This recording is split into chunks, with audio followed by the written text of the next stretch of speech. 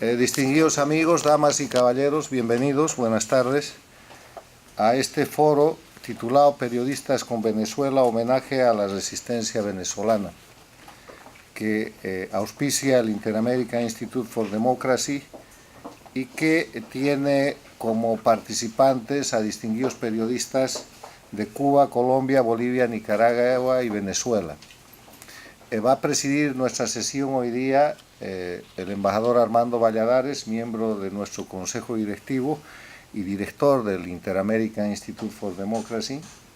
Quiero dar un especial saludo a los miembros de nuestro directorio, la doctora Beatriz Rangel, de Venezuela, la doctora Karen Holihan, del Ecuador, la señora Ninoesca Hernández, de Venezuela, y a todos los miembros de la prensa y de la comunidad que asisten.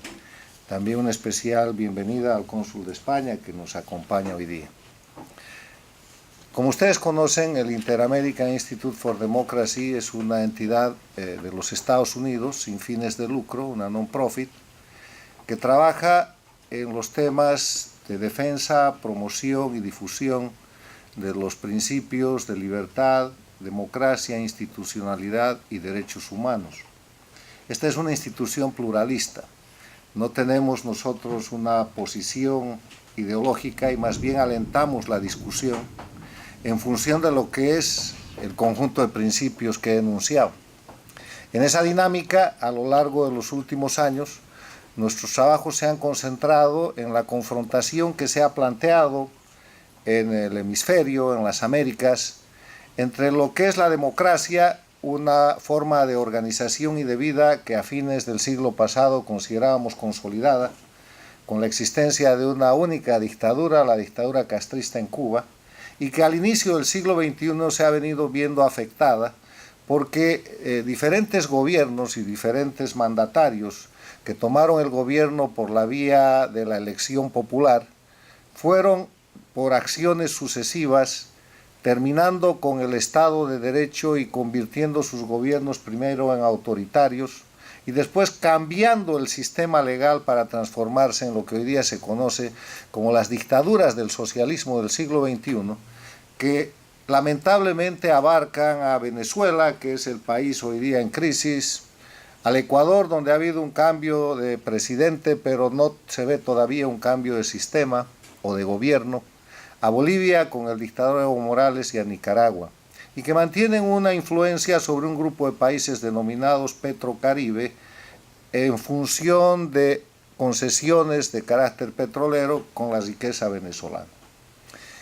Esta configuración de la realidad objetiva del continente americano plantea la disputa entre la democracia y la no democracia, entre la democracia y las dictaduras del socialismo del siglo XXI, que está visto son una expansión de la dictadura agonizante del 99 que ahora ejerce el liderazgo político de América Latina y que incluso ha estado dando señales en los últimos años y en los últimos meses de ejercer gran presión y todavía control de organismos internacionales como la Organización de Estados Americanos, en la que sin estar activamente formando parte, tiene la posibilidad de maniobrar políticamente.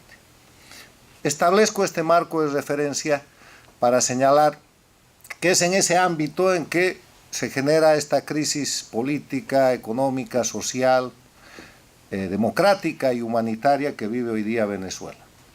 Y es en ese ámbito en el cual en nuestro instituto se abre a recibir hoy día a connotados periodistas como don Pedro Corso de Cuba, Marta Lucía Gómez de Colombia, Hernán Maldonado de Bolivia, Judith Flores de Nicaragua y Alexis Ortiz de Venezuela, para que ellos puedan hacer un análisis y un homenaje a la resistencia venezolana. De mi parte, y a nombre del Inter-American Institute for Democracy, simplemente una reflexión sobre el tema de lo que es la libertad de prensa y la prensa. En los estudios, los trabajos, los foros, los intercambios de criterio de los cuales nosotros participamos, los que auspiciamos y los que realizamos, hemos llegado a una conclusión en sentido de que, además de los elementos esenciales de la democracia, que rigen y que son obligatorios en las Américas en función de la Carta Democrática Interamericana, aprobada en septiembre del año 2001 con el Acuerdo de Lima, firmado por todos los países excepto por Cuba, elementos que son proclamados y están establecidos como el respeto a los derechos fundamentales y los derechos humanos, la división e independencia de los poderes públicos, el acceso al poder y su ejercicio de acuerdo al Estado de Derecho, la celebración de elecciones periódicas, libres y fundadas en el voto universal y secreto como expresión de la soberanía popular. Además de estos elementos que son complementados por la libertad de organización política y la existencia y participación plural de partidos y organizaciones políticas y sociales, hay un elemento que es vital y esencial para la democracia, que es la libertad de prensa. Ninguno de los elementos esenciales de la democracia que he enunciado son posibles de practicar y de sostener sin libertad de prensa. Y por eso ustedes verán que en ese proceso de destrucción de la democracia que se produjo en Venezuela, en Ecuador, en Bolivia, en Nicaragua, y que ha llegado a diferentes fases de avance, siendo más avanzada la Cuba castrista y muy de cerca la Venezuela de Chávez y Maduro, la libertad de prensa no es el elemento o la característica que los procesos dictatoriales atacan primero, es el último. Van al control de la prensa cuando ya han controlado todos los elementos anteriores, cuando controlan la justicia, cuando controlan el poder legislativo, cuando han establecido un sistema eficiente de fraude electoral, cuando no hay división e independencia de los poderes públicos y el poder judicial se ha convertido en un mecanismo de persecución y generación de presos políticos y de exiliados políticos, viene el ataque a la libertad de prensa.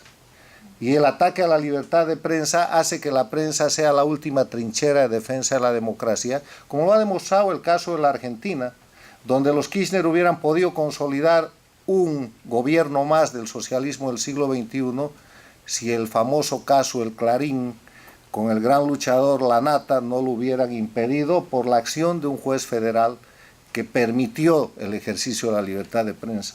O como lo demuestra en la actualidad el Brasil, que a partir de una prensa libre puede ejercer lucha contra la corrupción y no solamente hacer impeachment contra una presidenta corrupta, sino permitir que un juez idóneo, como ha sucedido hoy día, dicte una sentencia de 9,5 años de cárcel a un presidente corrupto, como ha resultado ser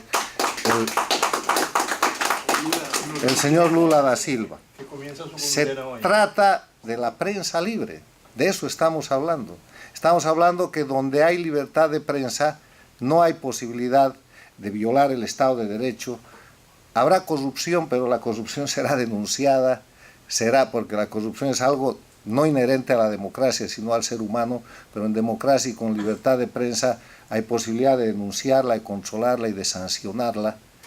La libertad de prensa es esencial y por eso es que hoy día nosotros estamos adheridos y celebramos la posibilidad de que distinguidos periodistas que ya he mencionado hagan un homenaje a la resistencia venezolana, donde hay atisbos de libertad de prensa y donde hay la necesidad de librar a los venezolanos de una dictadura. Por favor, cedo la palabra a don Abel Ibarra, que hoy día va a ser el moderador y que los va a acompañar durante todas las reuniones. Bueno, muchas gracias. Debo decir en el lenguaje preferido de Juan Benet, el beisbolístico, que yo soy el bateador designado por ausencia de José Hernández por una razón muy sencilla. Es que José está encargado de organizar la consulta popular que se lleva a cabo el domingo y es un asunto bien trabajoso porque hay que organizar mesas, los centros de votación, convocar a la gente y bueno, todo lo que implica un proceso eleccionario, no eleccionario, consultivo como este, que será pues un guantazo en el rostro de esta dictadura que no quiere perder el rol protagónico. Y voy a comenzar sencillamente por darle las gracias nuevamente al cónsul de España, don Cándido Creis, porque si alguna cosa ha demostrado nuestra oposición, la Mesa de la Unidad Democrática y los organismos que en Venezuela se oponen a la dictadura de Maduro, antes de Chávez y ahora de Maduro, es que a pesar de los muchos errores cometidos, también ha tenido muchísimos aciertos. Y esto es lo que ha llevado a que la situación esté actualmente en un punto de quiebre. Por eso hemos logrado concitar la atención de los organismos internacionales. Hoy la Comunidad Europea firmó un documento en el cual se oponen a la posibilidad de que la Asamblea Constituyente que pretende impulsar Maduro pueda ser finalmente aprobada, y eso demuestra pues lo que es la relevancia que ha tenido nuestra oposición y la resistencia, como bien lo llamó Carlos Sánchez Berzaín.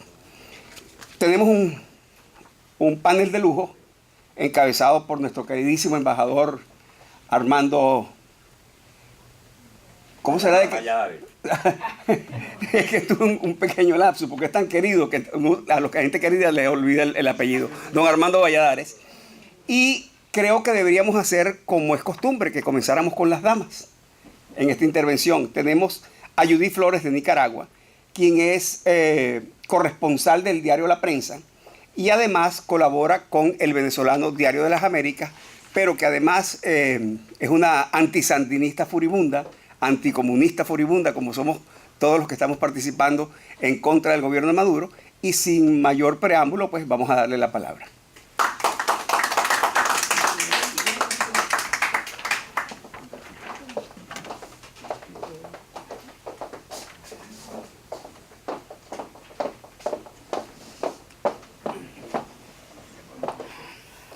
Buenas tardes y gracias por la oportunidad, Alexis, especialmente. Bueno, yo había preparado algo, pero vamos a conversarlo así mejor, directamente. Y coincido con las palabras del doctor Sánchez, donde él decía, ¿no?, de que los medios de comunicación es la última, medio que las dictaduras tratan de controlar. Y en mi país ha sido así. Cuando Daniel Ortega llegó al poder, en el 2007, uno empezó a tomar control de las diferentes instituciones del Estado, empezando con la Corte Suprema de Justicia. Hoy controla todas las instituciones, incluyendo el Ejército y la Policía. No hay nada que él ya no controle.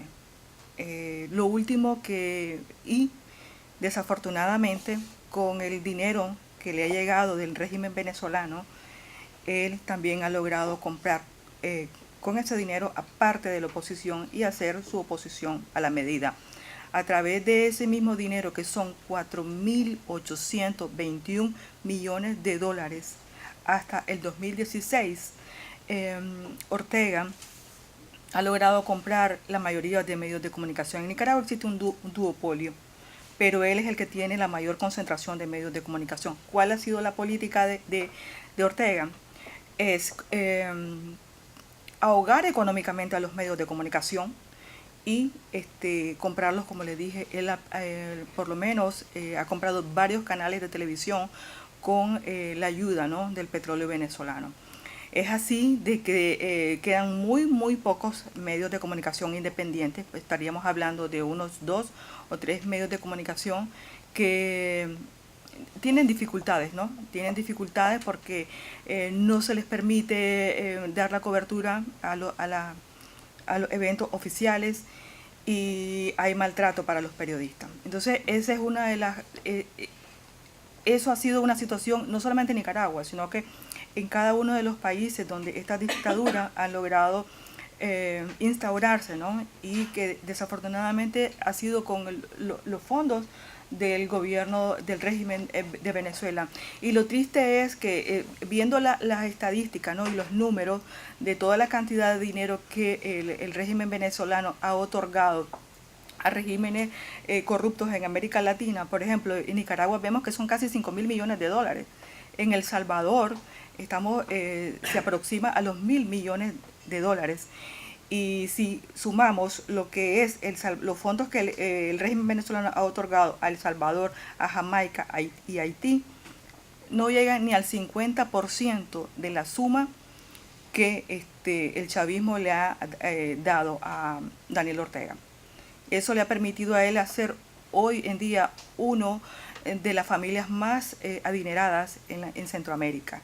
Se han comprado hoteles, están diversificando sus negocios, y a tal punto de que han logrado establecer una asociación, una alianza con la empresa privada en Nicaragua, pues que actualmente pues está de la mano con Daniel Ortega. Desafortunadamente esa es la situación en estos países, ¿no?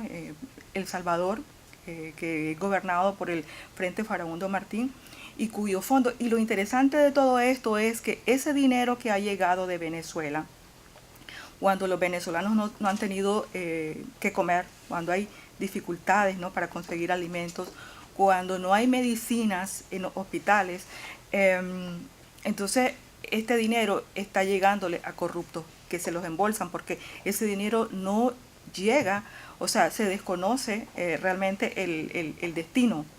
Ya no nos imaginamos dónde está, pero la situación es que no entra al presupuesto nacional de la República. Igualmente sucede en El Salvador, y tal es la crisis, o sea, y el manejo de esos fondos, que por ejemplo en El Salvador ya vemos que varias de las empresas que han sido financiadas con los fondos de Venezuela, pues están en crisis. Entonces, ¿cómo se va a recuperar ese dinero en un país como está Venezuela actualmente, con una crisis económica bien seria? Entonces, y vemos como si en Nicaragua tampoco está dentro del presupuesto nacional y Daniel Ortega lo maneja a su discreción, entonces, ¿cómo ese dinero va a retornar a Venezuela? Eso es lo que sucede en Nicaragua principalmente. Nos preocupa, vemos la situación de Venezuela, o sea, porque nosotros lo hemos vivido en 2 ocasiones, a través de 2 guerras. Primero contra la dictadura de Somoza y posteriormente con la dictadura de los sandinistas, ¿no?, donde miles de jóvenes murieron, más de 100.000 personas murieron. Entonces ver a jóvenes que están muriendo, ¿no?, a través de las armas de los militares venezolanos, y ver por millones de personas, pues es una situación dolorosa para todos los que amamos la democracia, para todos los que hemos vivido esa situación. Nos llega muy de cerca y nos interesa fundamentalmente lo que le sucede a Venezuela, es lo que también es para nosotros, porque creemos que una vez que caiga este régimen venezolano, pues eso también significará, ¿no?, una manera de también nosotros, los demás países, podamos librarnos, ¿no?, de estos regímenes totalitarios. Esa es la situación de mi país. Daniel Ortega está en este régimen entre los más corruptos de América Latina, ocupa el 3er lugar. Y si es a nivel mundial, pues igual que Venezuela, ocupan los primeros lugares.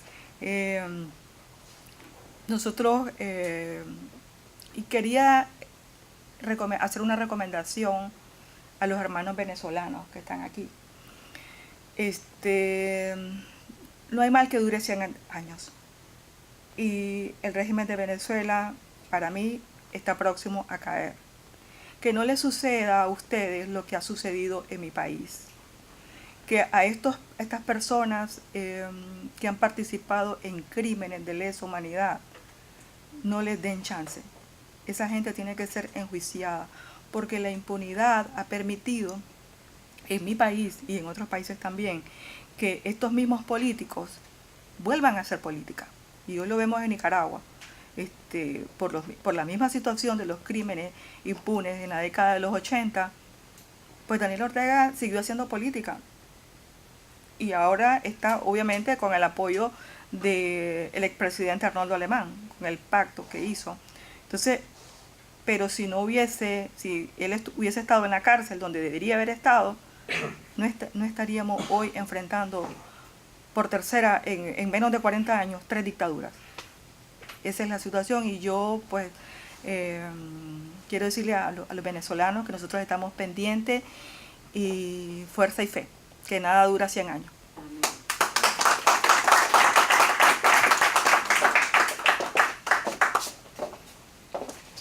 Gracias, Judith. Bueno, y como siempre, las mujeres latinoamericanas marcan la pauta, porque como decía Baltasar Gracián, si lo bueno es breve, 2 veces bueno. Y sí, la dinámica nos exige que hagamos intervenciones bastante cortas, porque como esto va por las redes sociales, es importante que respetemos ese tiempo, que es el que la gente suele utilizar para consultar la información que allí se difunde.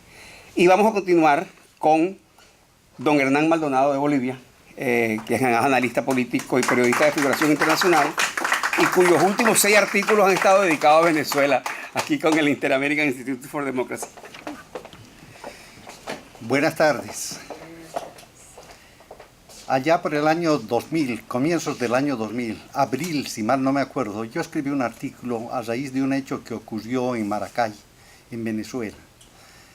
El presidente Chávez fue allá a ofrecer una rueda de prensa. Habían como 30 periodistas reunidos y a todos ellos el presidente los ninguneó, como se dice en el lenguaje coloquial venezolano.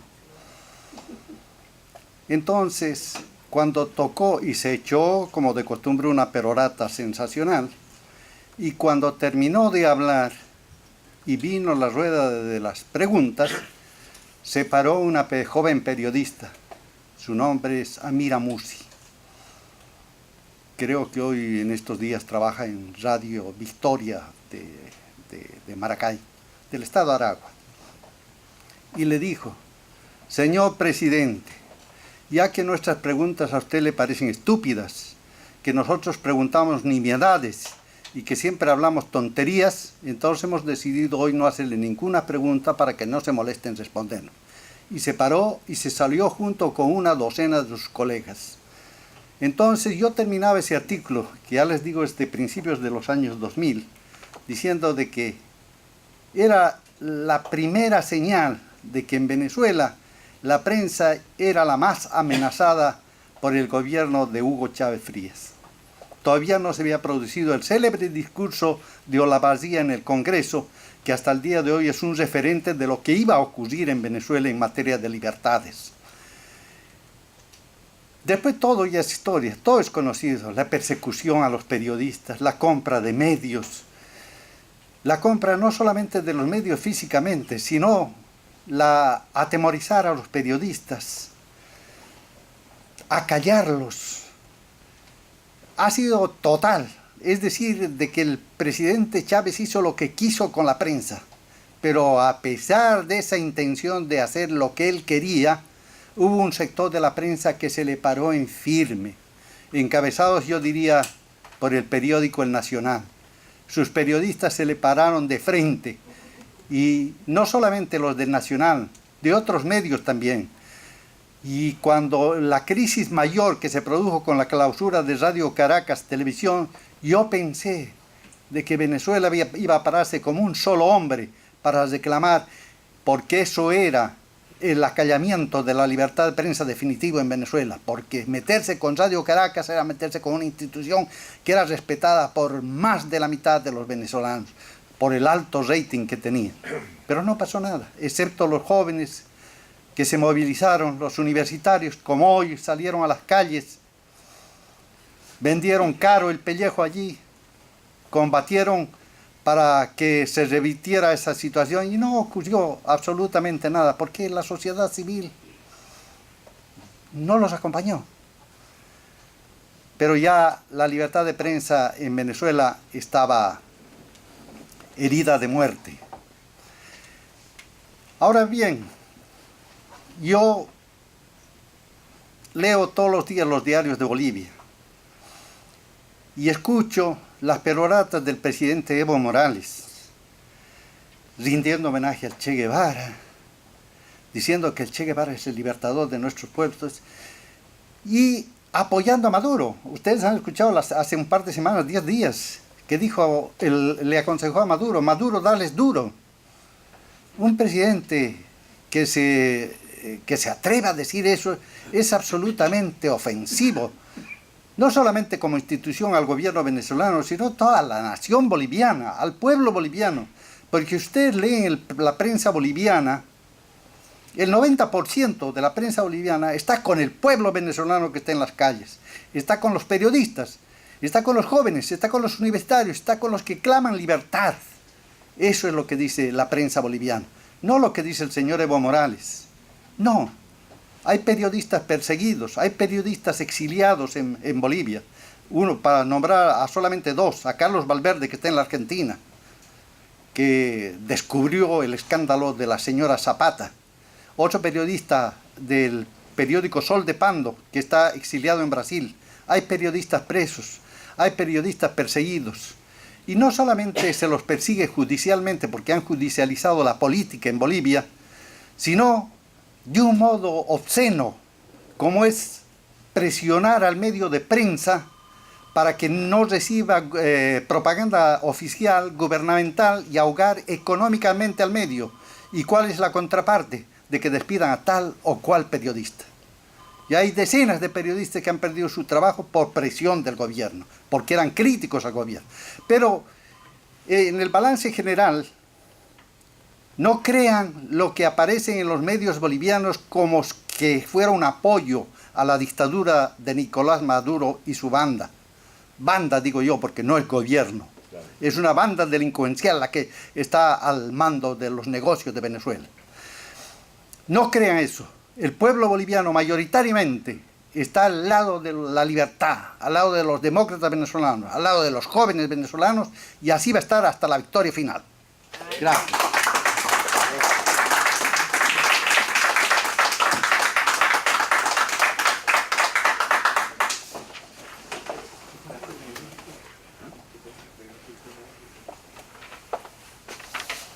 Bueno, el próximo casi no necesita presentación porque es también un venezolano reencauchado que, aun siendo cubano, vivió muchos años en Venezuela. Él es presidente del Instituto de la Memoria Histórica Cubana, periodista de Radio Martí, y es el gran Pedro Corzo.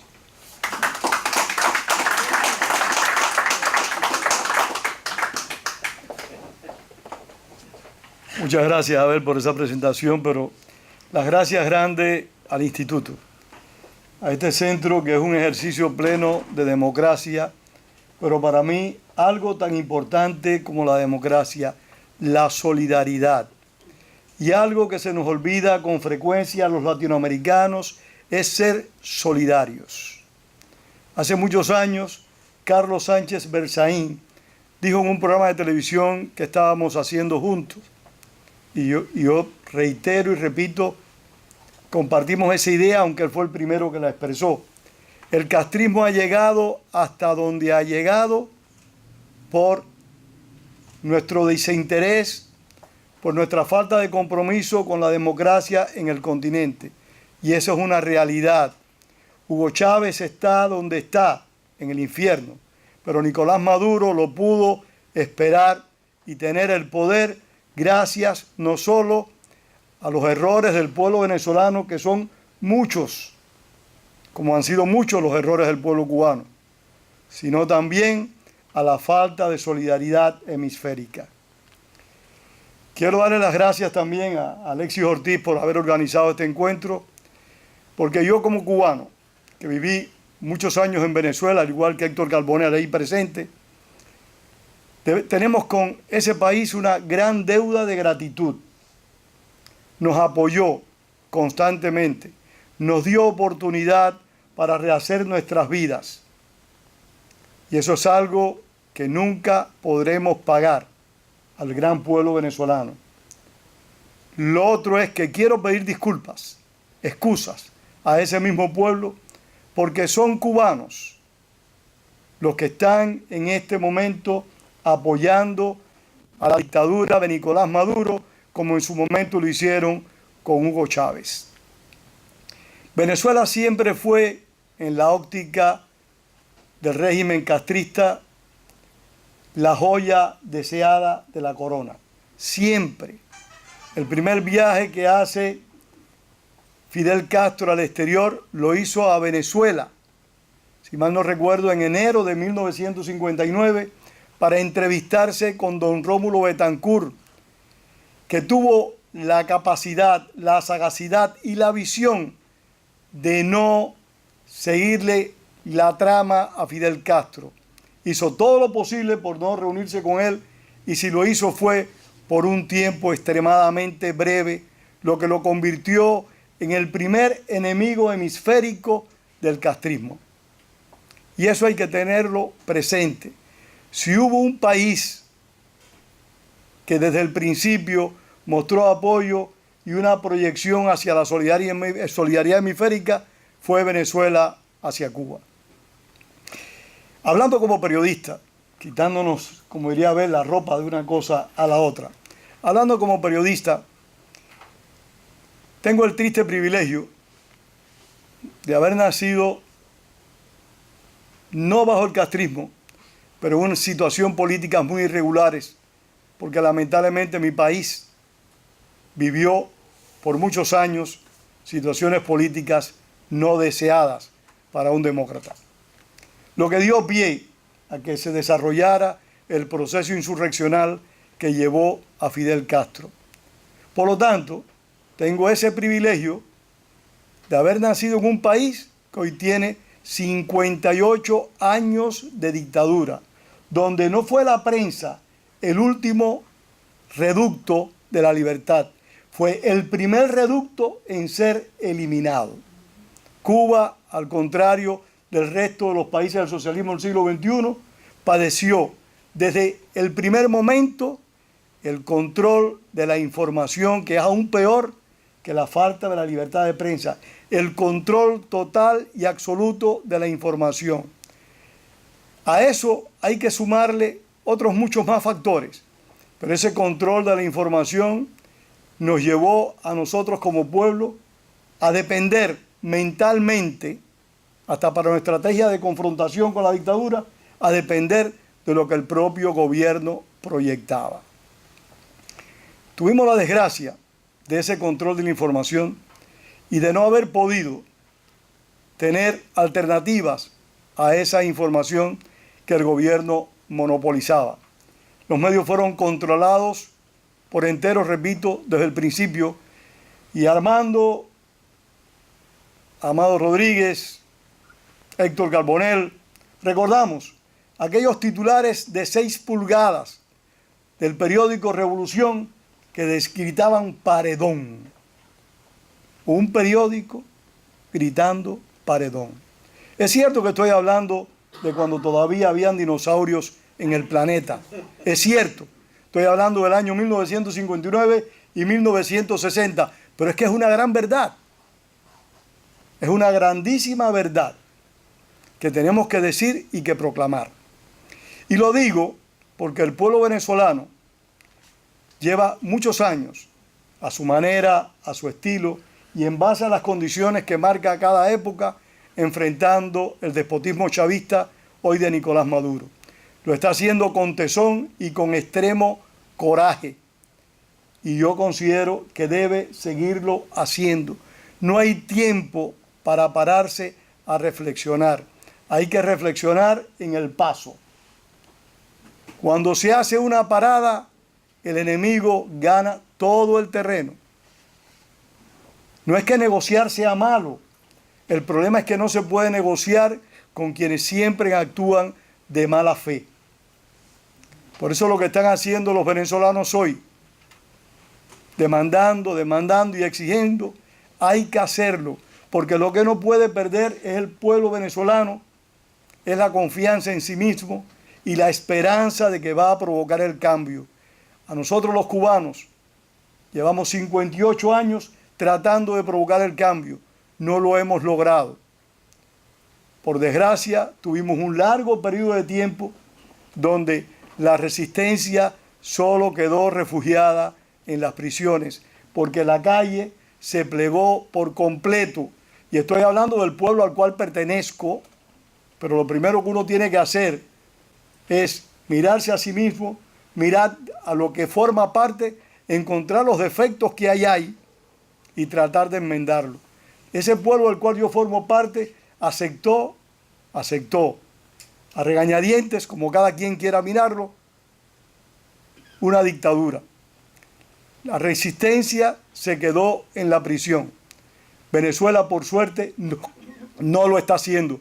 Cierto que los venezolanos tienen espacios que los cubanos nunca tuvimos, pero están aprovechando esos espacios. No los pueden perder. Tienen que seguir insistiendo, demandando más y más. Y de ahí la importancia del plebiscito del próximo domingo. Participar en el plebiscito es una condena al despotismo de Nicolás Maduro. Es una condena a esta nueva constitución que quieren imponer, que va a conducir al país al socialismo real, donde se va a institucionalizar la violación a los derechos humanos, donde realmente los venezolanos van a quedar postergados a siervos, porque la propia Constitución así lo va a prescribir y proclamar. Por eso la resistencia tiene que cada día crecer. No hay tiempo para concesiones. El próximo domingo es un gran reto. Hay que cumplirlo, hay que asumirlo. Nada de esto es fácil. No dudo que haya quien diga, es muy rico, muy cómodo decirlo desde Miami. Es cierto. Pero también muchos de los que lo dicen desde Miami, en su momento le hicieron frente a la dictadura que le tocó vivir. Y están, independientemente de los años transcurridos, dispuestos a seguir confrontando a esas dictaduras. Los venezolanos lo están haciendo muy bien. Están demostrando que son dignos herederos de Simón Bolívar. No cedan, no cedan. Sigan resistiendo hasta llegar a la victoria que va a ser nuestra, va a ser de la democracia. Muchas gracias.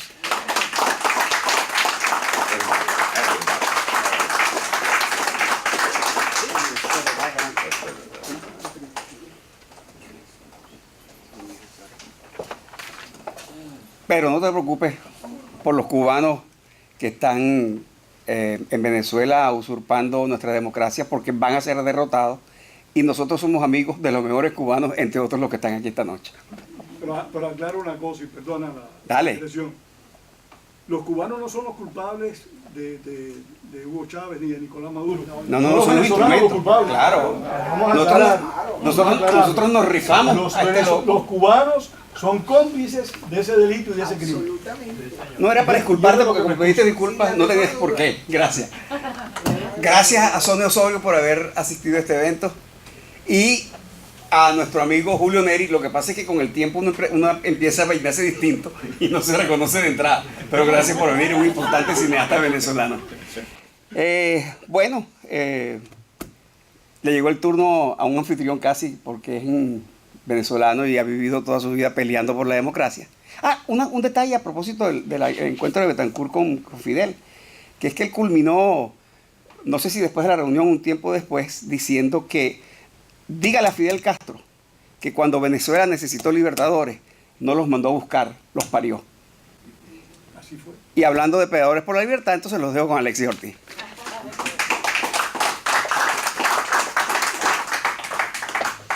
Bueno, queridas amigas y amigos, yo debo comenzar. En estos días estuve reunido con un grupo de amigos judíos, amigos de la democracia venezolana, y me correspondió darle una explicación que es exigente en este momento. Porque la gente suele decir que Chávez llegó al poder porque la democracia era un asco, ¿entiende? Todo estaba corrompido, era un desastre, el país no servía. Es decir, Radio Caracas Televisión con una telenovela muy irresponsable que se llamó Por estas calles, trató de vender esa imagen que fue la que se proyectó hacia el mundo, ¿no? Que Venezuela era un desastre, era un asco. Pero la verdad es que el 4 de febrero de 1992, cuando Hugo Chávez da el golpe de Estado que venía preparando desde que era subteniente, o sea, tenía 20 años preparando ese golpe de Estado, no lo vio porque la democracia fuera un asco en ese momento y él quisiera recuperar al país, sino porque era un ambicioso desenfrenado que desde que era subteniente venía trabajando para ese golpe de Estado. Y el 4 de febrero de 1992 fue un año aciago, un año terrible en la historia del país, como pudo ser el año 14 del siglo XIX. Pero era un año en el cual Venezuela había comenzado, la democracia venezolana había comenzado un proceso de recuperación muy importante. El presidente de la República en ese momento, que era un hombre, yo era diputado del Congreso y estaba en la oposición a él, pero que era un demócrata realmente convencido, que era Carlos Andrés Pérez, había implementado un programa económico que se llamó el Programa de Restablecimiento de las Variables Macroeconómicas, que había permitido que el país recomenzara el proceso de crecimiento que había tenido anteriormente. estábamos viviendo lo que llaman los economistas un crecimiento positivo, porque los economistas en su eufemismo hablan de crecimiento positivo y de crecimiento negativo, que es el no crecimiento, lo que es el atraso. Entonces, el país estaba comenzando a marchar bien, pero más importante aún, se estaba abriendo en el país un proceso de democratización de la democracia, de descentralización del poder político y económico, de transferencia de responsabilidades, de poderes y de recursos del poder central, estatista, acaparador de poder a todas las regiones y municipios, que era un proceso interesantísimo que se estaba viviendo en ese momento. O sea que estábamos en un momento realmente auspicioso para el país. Se comenzaron a elegir los gobernadores y los alcaldes. Yo pude ser alcalde porque se abrió el proceso en que los alcaldes electos, si hubieran tenido que nombrarme, nadie me hubiera nombrado, pero al abrir la posibilidad de que la gente pudiera ser electa, bueno, pude ser candidato y le gané a todos los partidos, los del gobierno y la oposición, porque se abrió para los venezolanos esa posibilidad, ¿verdad? Entonces, esa era una Venezuela optimista que se tropezó, que tenía problemas de corrupción, pero habría problemas de corrupción, pero fíjense ustedes, el jefe de la fracción parlamentaria de Acción Democrática, que era Henry Ramos Alud, y el jefe de la fracción parlamentaria de COPEI, que era Gustavo Tarre Briceño, los dos principales partidos del país, se empeñaron en que se estableciera una lucha eficiente, por lo menos desde el punto de vista legal, contra la corrupción. Y se aprobó la Ley Orgánica de Salvaguardia del Patrimonio Público. Una ley contra la corrupción tan draconiana, que quienes son abogados podrán entender lo que les quiero decir, que es que esta ley invertía la carga de la prueba. Es decir, si yo te acusaba a ti de corrupta, eras tú que tenías que demostrar que no eras corrupta. No es como establece la ley normalmente, históricamente, que es uno el que tiene, el acusador, el que tiene que demostrar. Esta es una ley tan terrible contra los corruptos que comenzó a abrir posibilidades después para un escenario de superación de la corrupción. Pero claro, la corrupción no se supera con leyes, se supera con funcionamiento de las instituciones. Entonces el proceso de descentralización, el proceso de privatización de la economía facilitaba que se fuera creando poco a poco, evolutivamente, un escenario que nos permitiera ir superando la corrupción hasta donde se puede superar la corrupción. Pues, no sé si fue Hernán o Pedro que lo dijo, la corrupción es algo que está en el alma humana, en el ADN de los seres humanos. Se controla es con la institucionalidad. Entonces, insisto en esto, porque cada vez uno se encuentra con gente, bueno, mira, esta desgracia que ha vivido Venezuela, se la procuraron ustedes, sí, es verdad. Chávez no nos los trajo un ejército invasor extranjero. Chávez ganó, antes de comenzar a hacer fraudes, ganó varias elecciones limpiamente. Chávez llegó al poder con una gran popularidad y con todas las ventajas posibles. Aparte de que tenía una gran popularidad, tenía el apoyo y la comprensión de una parte importante de la élite nacional. Jorge Olavarría, que era un político muy lúcido, Luis Miquelena, un político muy veterano, nuestro principal filósofo, Ernesto Maíz Vallenilla, Miguel Enrique Otero, el dueño del Nacional, que era el periódico más prestigioso. Bueno, casi todos mis compañeros de la Escuela de Periodismo de la Universidad Central de Venezuela, emocionados con Chávez, enamorados de Chávez como unas quinceañeras. Pero no voy a decir nombres, porque son mis colegas y mis compañeros de estudio, no voy a perjudicar a nadie. Pero había en el país una entrega de una parte importante de la élite nacional, jugando a que este golpista fracasado, ignorante y mediocre, se convirtiera en un héroe nacional. Y quienes jugaron más sistemáticamente a convertir a Chávez en un héroe nacional fueron precisamente los medios de comunicación social, que esta es una cuestión que debe quedar registrada para la historia. Algunos, como Radio Caracas Televisión, con una actitud pavorosamente irresponsable. Después, claro, hay que reconocer que la gente de Radio Caracas Televisión cambió de actitud, tuvo una actitud muy valiente de rechazo a la dictadura. Bueno, esta situación es muy importante, porque Chávez llegó al poder con todas las posibilidades, gran popularidad y con más dinero que todos los gobiernos de la historia de Venezuela juntos.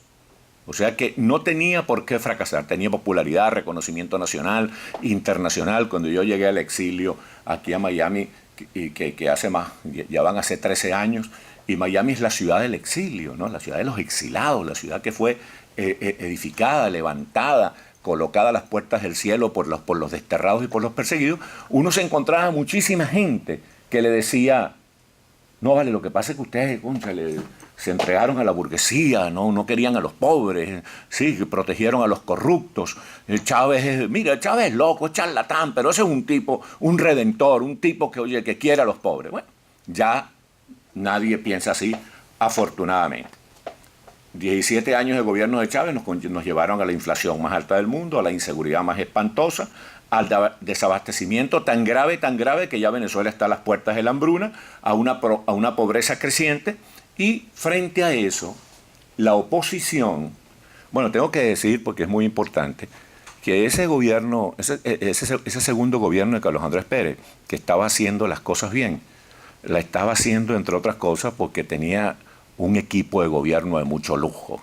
Moisés Naín, Herbert Torres, Miguelito Rodríguez, bueno, un equipo de verdad de puro cuartos bate, para hablar en el lenguaje de mi hermano Juan Bené.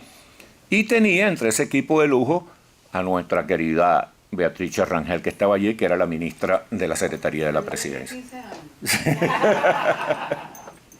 Entonces, fíjense ustedes, la oposición actuó de una manera perseverantemente legalista, electoral, civilizada, buscándole una salida a la tragedia nacional, una salida democrática, una salida que no nos condujera a una guerra civil, que no nos condujera a un genocidio, que no nos condujera a gente inútilmente muerta. Y en eso perseveró durante años. Durante 17 años la oposición se mantuvo allí contra todas las críticas, contra todas las calumnias, contra todas las ofensas. Mira, por las redes sociales. No digo lo que decían de los compañeros allá, que Julio Borges se le vendió al chavismo. Entonces uno dice, coño, ¿cómo se le vendió al chavismo si 2 veces el chavismo le ha desbaratado la cara? Qué manera tan tonta de venderse, ¿no? Le vendió a decir que María Corina Machado, que Enrique Capriles Radonsky, que Leopoldo López, que nuestros líderes eran unos vendidos porque perseveraban en la línea democrática y electoral. Pero eso se mantuvo. Aquí en las redes sociales circuló durante varios meses que yo recibí un sueldo del consulado de Venezuela porque estaba perseverando en la línea. ¿Es verdad? No, lamentablemente. Y todo lo contrario, el cónsul me odiaba muchísimo porque yo en mis artículos lo llamaba el motolito. El motolito, dicen en Ciudad Bolívar, allá en Venezuela, una persona que tira la piedra y esconde la mano. Eso es lo que es un motolito. Entonces le indignaba eso. Bueno, lo cierto es que esa perseverancia en la línea pacífica y electoral y civilizada condujo, con todos los errores que se cometieron, porque se cometen errores. El único que no comete errores es Pedro, pero porque tiene luz atrás, si no, también, si no tuviera luz, imagínate tú, sería un desastre. Entonces, a pesar de que se cometieron muchísimos errores, la oposición llevó al gobierno, a este régimen castrochavista, lo llevó a la situación en que está en este momento. Una situación realmente, nosotros estamos muy mal, con muchos problemas, pero la situación de ellos es desesperada también. Una situación en la cual tienen más del 90%, casi el 90% de la población en contra, que tienen un rechazo internacional prácticamente universal, que por el fracaso de ese modelo económico inviable que no podía sino fracasar, porque el comunismo lo que produce es ruina política, moral y económica. Por todas esas razones el gobierno está contra la pared.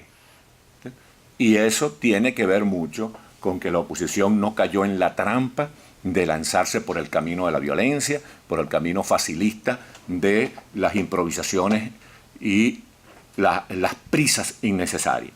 Hoy en día el gobierno está, pues, como ya le decimos, en una situación sumamente desesperada para ello.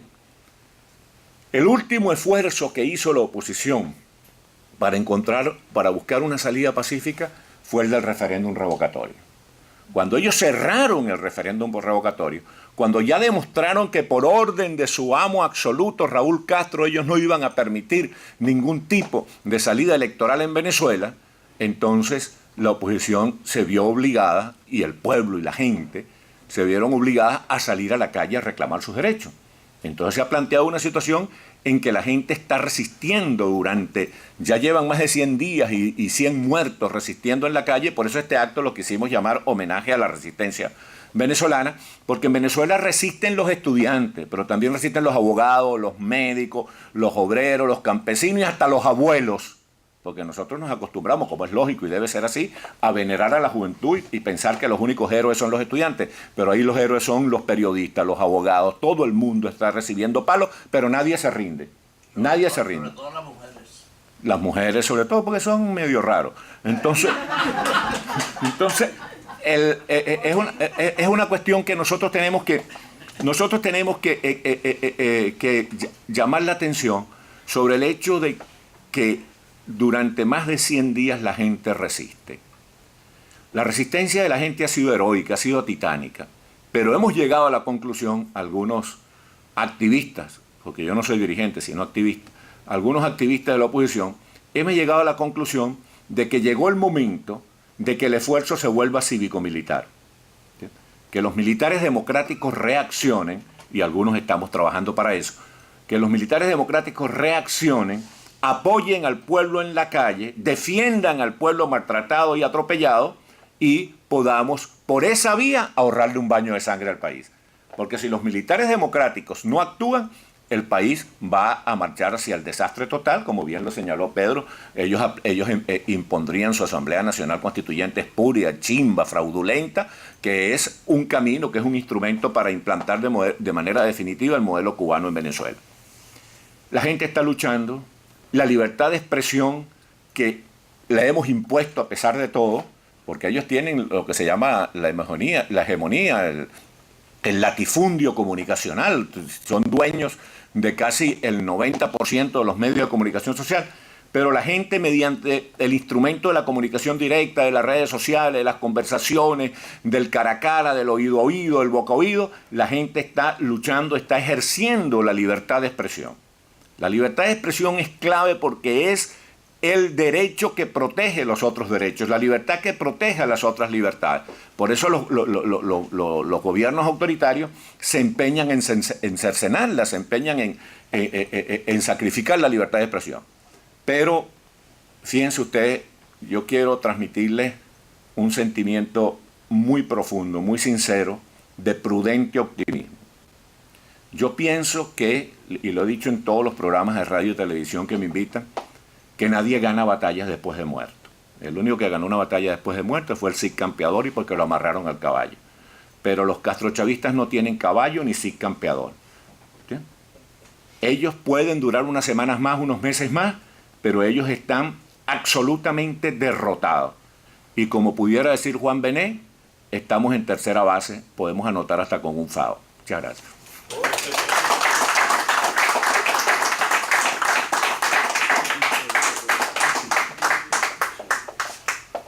No, que le iba a decir a Karen ahorita que te regañó porque echaste ese chiste de la imperfección de las mujeres, cosa que no es cierta. Pero es que una de las cosas que tiene el venezolano y el caribeño en general, que a pesar de toda la tragedia y de estar peleando y enfrentando el peligro, conservamos el sentido del humor. Aquí me acaba de llegar un tuit donde dice: Lilian Tintori logró lo que toda mujer venezolana, tener al marido preso en casa. Bueno, entonces vamos a abrir un ciclo de diálogo. Primero el caballero y después la dama más bonita del gobierno de Pérez. Dale, Gonzalo. Buenas noches. Para los que no me conocen, soy Gustavo Lemos, ecuatoriano, y en solidaridad con lo que está sucediendo, con la tragedia que está sucediendo en Venezuela, como bien decía hoy, 100 días, 100 muertos. En este momento, dejémonos ya de repetir el invento hecho por el Foro de Sao Paulo y puesto en marcha por la dictadura cubana. Dejémonos de hablar de socialismo del siglo XXI. Ni son socialistas ni son de este siglo. Esto empezó el siglo pasado. Llamemos como lo son, porque quien dirige toda esta entelequia es la dictadura cubana. Y ahí quien gobierna es el llamado Partido Comunista Cubano, señores.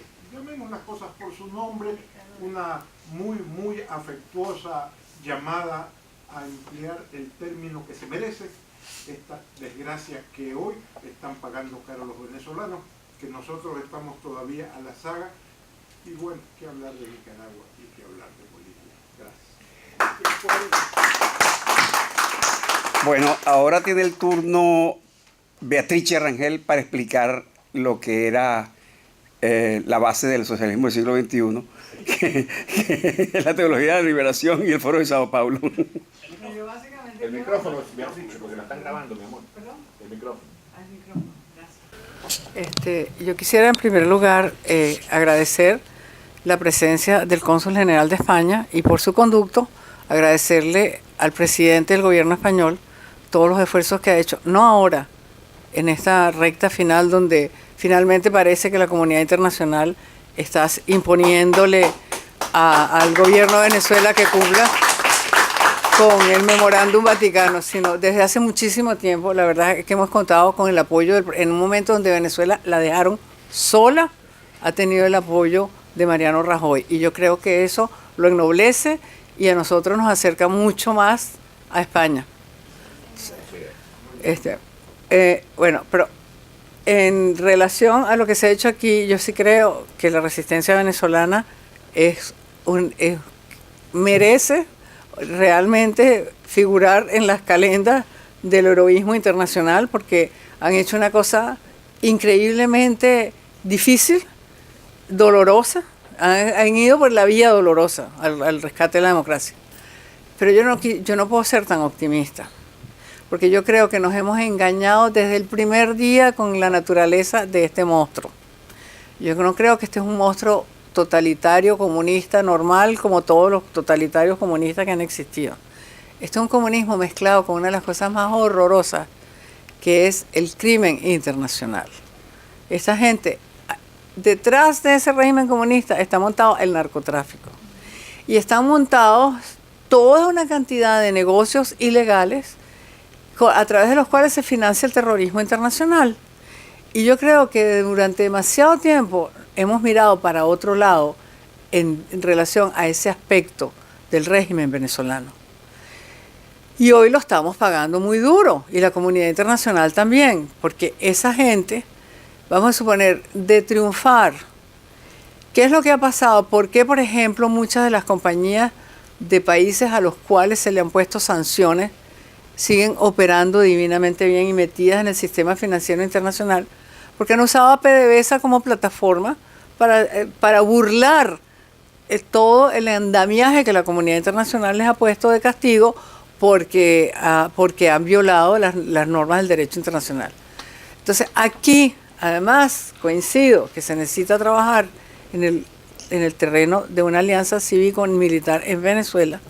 La parte internacional en este momento es fundamental, porque el tratamiento que tiene que dar ese régimen es de aplicación de dos cosas: de la Convención de las Naciones Unidas contra la corrupción y la Convención de las Naciones Unidas contra el crimen organizado transnacional. Y si no lo hace la comunidad internacional así, lo que va a pasar es que Venezuela se va a convertir en una Somalia, que de hecho ya se está convirtiendo. Todo el famoso arco minero, eso es territorio de 4 mafias: la búlgara, la china, la rusa y la siria. Ahí no entra ninguna autoridad venezolana. En el norte y el este, Trinidad y Tobago terminó votando abstención porque tenía pánico que los colectivos venezolanos le secuestraran a sus pescadores artesanales. Y eso, los colectivos venezolanos siembran el terror en esa cuenca. Y lo que va en el territorio que va desde la ciudad de San Cristóbal hasta la punta de la península de La Guajira, eso es territorio del narcotráfico colombiano. Entonces, ¿qué es lo que queda allá de Venezuela? Nada más el casco central. Pero de esto continuar así y no darle el tratamiento que se le tiene que dar, Venezuela no es que va a ser un país forajido, sino que va a ser la plataforma más eficiente que va a tener el crimen organizado internacional para agredir no solamente la democracia, sino el sistema, el Estado de Derecho de todos los países que la rodean. E inclusive va a afectar a los países europeos con los cuales tenemos cercanía, como son Portugal y España. Gracias.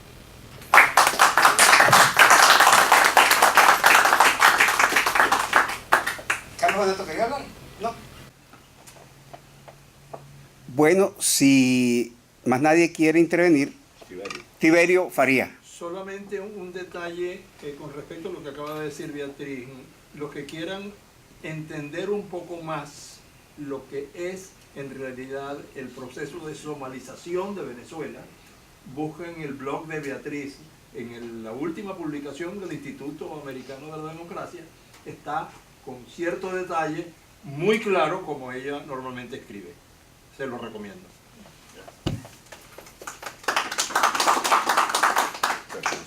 Bueno, cerrada la rueda, como decía el hombre aquel de la bolsa venezolana. Muchas gracias por su asistencia y espero que esto haya sido esclarecedor y vivificante para la pelea que nos viene.